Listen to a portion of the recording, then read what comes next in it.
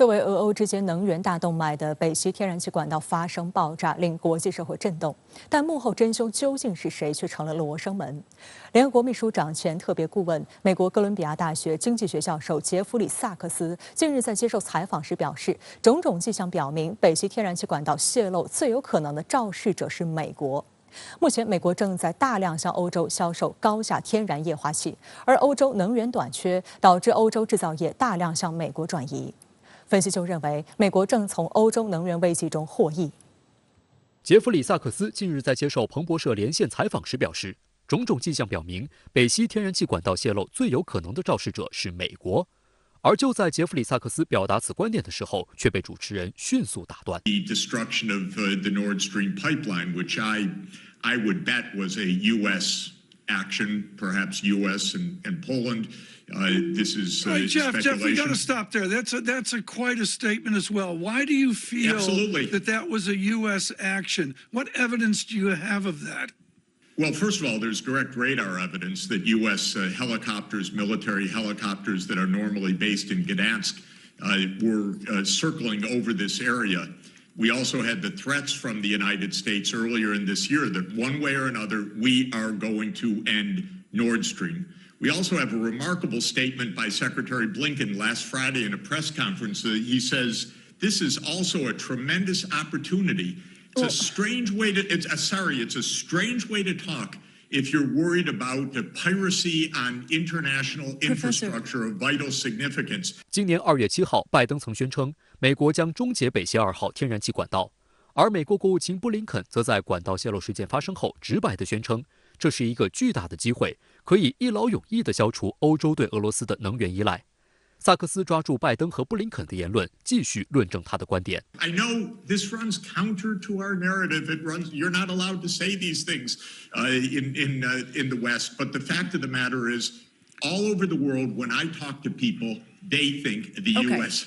did it. And just to tell you, and by the way, even reporters on our papers that are involved tell me privately, yeah, well, of course, but it doesn't show up in our media. 萨克斯认为，北溪管道泄漏在很多层面上对欧洲造成严重打击，暂时甚至可能永久摧毁了欧洲一个重大基础设施，让欧洲更容易受到能源危机引发经济严重衰退的影响。在此情况下，欧洲将不得不更加依赖美国，而俄罗斯也失去了一个谈判筹码。美国在北溪泄漏事件上指责俄罗斯是非常没有说服力的。俄罗斯总统新闻秘书佩斯科夫周一表示，无论是欧洲还是俄罗斯，都无法从北溪管道泄漏事件中获益。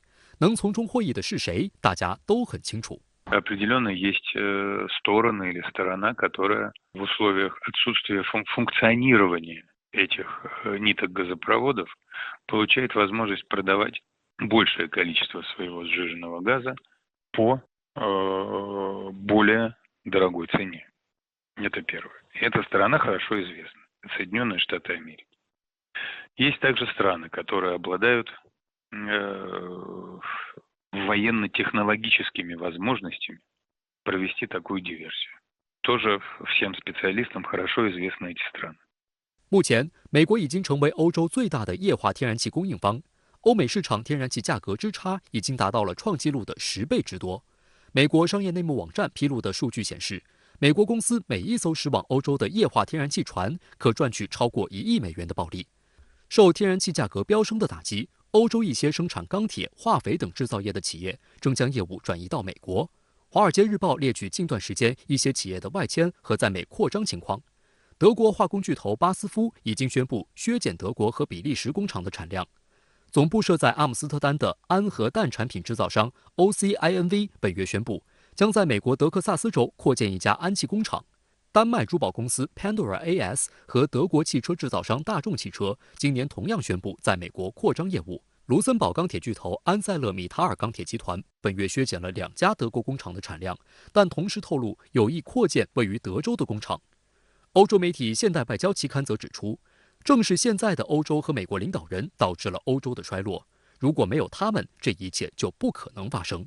是他们带领了欧洲经济走向衰退，而美国经济借此繁荣起来。